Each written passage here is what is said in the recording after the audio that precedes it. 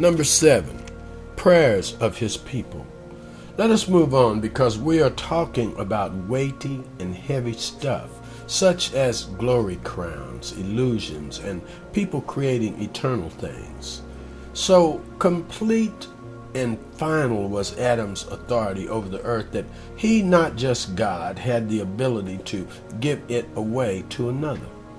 Let me explain. Listen to the words of the devil. Now the devil is talking to Jesus here.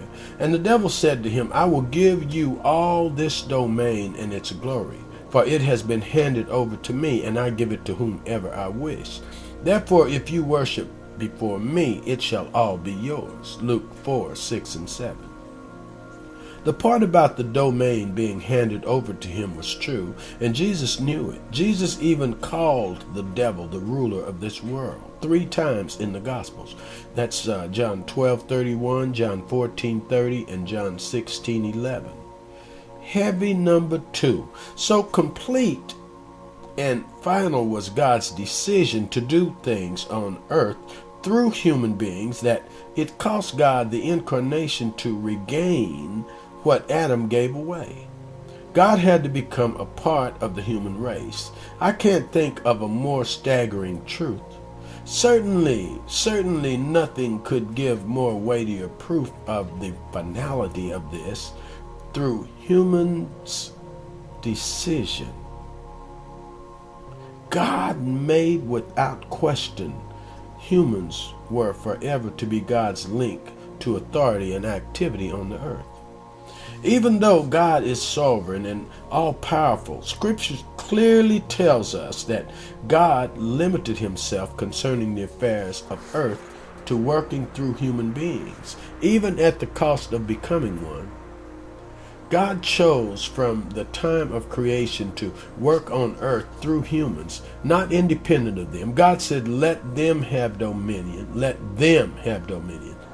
Is this not the reason the earth is in such a mess? Not because God wills it so, but because of his will to work and carry out his will through people. Is this not the story woven throughout the Scriptures?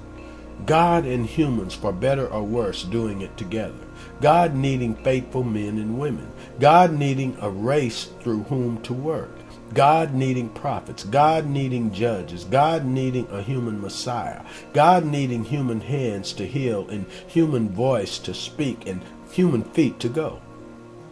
Doesn't he need us to ask for his kingdom to come? His will be done, Matthew 6:10.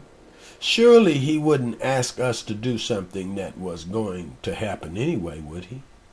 Didn't he tell us to ask for our daily bread, Matthew 6:11? And yet he knows our needs before we ask. Didn't he tell us to ask that laborers be sent into the harvest, Matthew 9:38? But doesn't the Lord of the harvest want that more than we do? Didn't Paul say, pray for us that the word of the Lord may spread rapidly and be glorified, 2 Thessalonians 3:1? Wasn't God already planning to do this? Are not these things God's will?